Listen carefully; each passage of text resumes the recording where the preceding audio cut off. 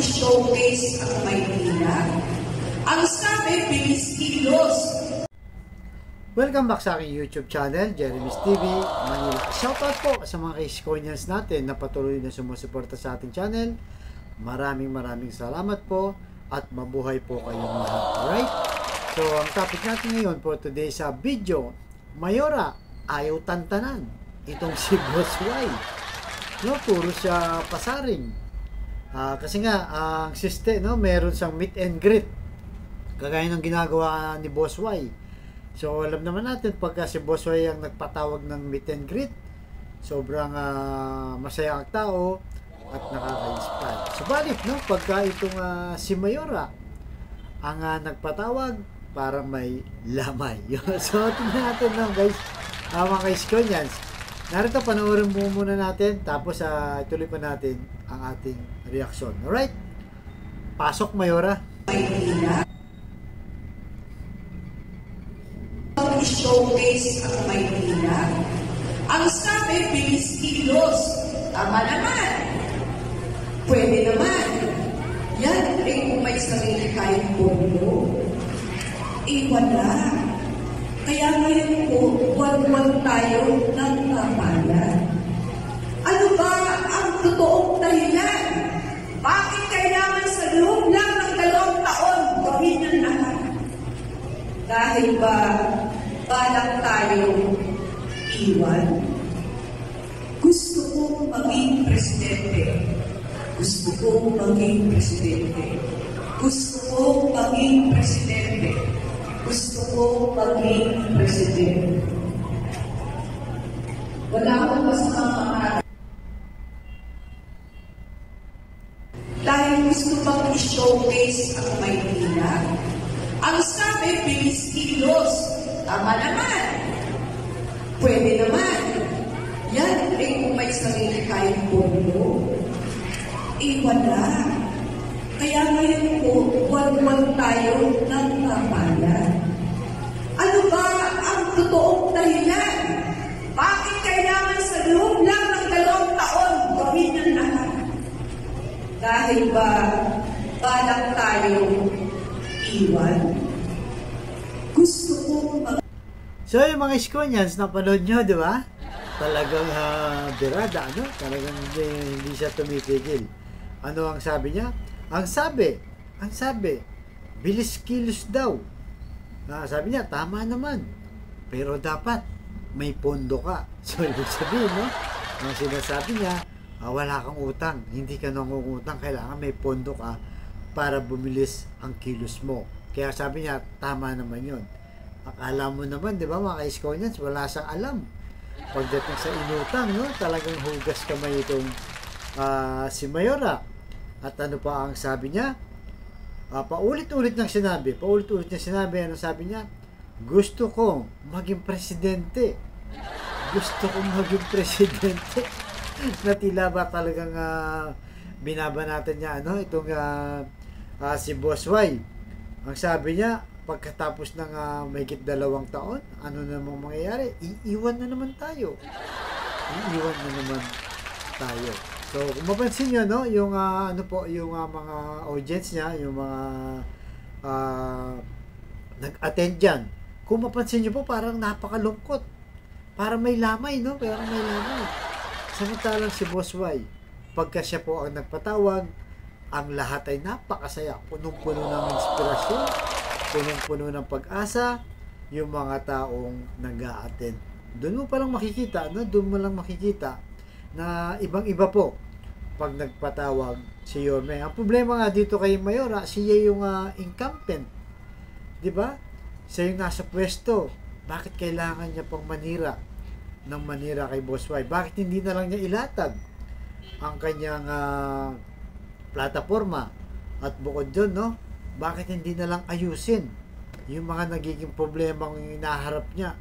Kagaya nga ng top 10, 15 cities in Asia with the highest crime based on Crime Index 2025. Number 1, Damascus, Syria. Number 2, Manila, Philippines. Yan, no? Yan po ang mga tumatambad. Dahil sa kakasira niya, yan, humaharap siya ngayon sa problema na kung saan nung panahon ni Boss Y ay talagang bumaba yan, yung crime index. Down talaga yan nung panahon ni Boss Y. Kaya kung mapansin natin, no, tingnan po natin, pag si Boss Y ang nagpatawag, mismo, ang tao ang nagsasalita, yung kay Mayora, siya lang nagsasalita. Wala, basta hindi kumikibo yung tao, nandun lang. Dahil nga inihintay lang yung bigas, no? At saka yun, no? Yung nakasobre. So, alam na this, no? Kaya nandyan sila dahil din dyan. Pero sa sinasabi ni Mayor, mukhang hindi naman sila nakikinig. Pero si Boss Y, kahit lamay, no? Pag pumunta siya, nagiging piyesta. So, panoorin po natin yung pinost ni Boss Y kanina na kung saan ang mismong tao ang nagsasalita para kay Boss Y. Alright? Pasok. Iiyak ako dahil mahal na mahal ko si Yorme. Sana makabalik siya. Babalik namin siya. Dahil yung pangangalaga niya sa amin, approve talaga sa amin. Mayor, mahal ka namin. Lalo na ako, mahal na mahal kita. Natalo ka man ng presidente, ngayon mananalo ka ng mayor ng Maynila. Mayor, kahit ano mangyari, babalik ka namin sa pagiging mayor sa Maynila para maigsan na ang kahirapan ng Maynila. Mga kababayan ko sa Maynila, mag-isip-isip kayo. Huwag niyong hinggil lang sa pera. Tayo'y bumangon para sa kaunlaran ng Maynila. Maraming salamat. Pagpalain nawa kayo ng Pong May Kapal. Thank you, Manila! God first! Iiyak ako dahil mahal na mahal ko si Yorme. Sana makabalik siya. Babalik namin siya. Dahil yung pangangalaga niya sa amin, approve talaga sa amin. Mayor, mahal ka namin. Lalo na ako, mahal na mahal kita. Natalo ka man ng presidente, ngayon mananalo ka ng mayor ng Maynila. Mayor, kahit ano mangyari, babalik ka namin sa pagiging mayor sa Maynila para maigsan na ang kahirapan ng Maynila. Mga kababayan ko sa Maynila, mag-isip-isip kayo. Huwag niyong hinggil lang sa pera.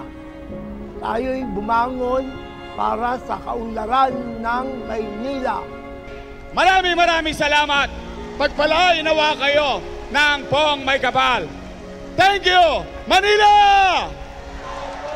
God first! So yung mga Iskonians na panood nyo, di ba? Ang saya, di ba? At talagang yung tao ang nagsasalita para kay Boss Y. Ano sabi ni tatay, no? Mag-isip-isip kayo, mga batang Manileño. No? Sabi niya, para ito sa kaunlaran ng Maynila. Kaya sabi ni nanay, no? Mahal namin si Yorme. Ibabalik namin si Yorme. Yan, yun talaga, no? Nakikita mo na ang damdamin ng tao po ay para kay Yorme. At kahit hindi ka na mag-survey, dyan pa lang, no? May kukumpara mo na sa audience o sa nag-a-attend ng mga meet and greet kumpara dito kay Mayora, no? Kaya si Yorme, kada bitaw ng salita, puro nakaka-inspire. Sabi pa niya, no? Kung ano man ang natikman ninyong serbisyo noong ako'y iyong mayor, pagpapatuloy lang po natin. So, talagang alam na, no? Alam ng taong bayan o Manileño yung ginawa ni Yorme. Kaya yan po ang nakatatak sa ating puso't isipan na kailangan na talagang bumalik si Boss Y. No? Mga batang Manileño, nakatatak na po yan. Yung mga resibong pinagawa ni Yorme, itutuloy lang niya yung magagandang serbisyo na pinahirap, no? O ginawang komplikado nitong si Mayora sa serbisyo sa tao. Kaya muli po, no, tayo mga ka-Iskonians, tuloy-tuloy lang tayo. Kailangan na talagang ibalik si Yorme, siya yung karapat-dapat para nga, kagaya sabi ni Manong, no, para sa kaunlaran ng ating bayang Maynila, no? So, like, share, and subscribe po. At huwag niyo pong kalimutan mag-comment para sa inyong opinion sa loobin, lalo na yung pagsuporta nyo kay Boss Y. Alright, so hanggang dito lang po. Abangan nyo susunod kong vlog. Thank you very much po at pagpalain tayo ng Pong May Kapal. Manila!